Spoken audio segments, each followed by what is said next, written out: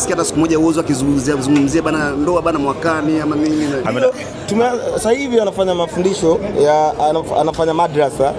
Kwa hiyo very soon ndugu yangu ataslim, inshallah atafuata njia ile bora, na baada ya hapo tutapeleka posa, na posa yetu ikikubaliwa tunataka ndugu yetu asiingie tu kwenye Uislamu kwa sababu ya ndoa, lakini aingie awe bora pia katika eneo hilo la Uislamu, aweze kuwaleta watu wengine katika Uislamu. Whozu bora anacheka.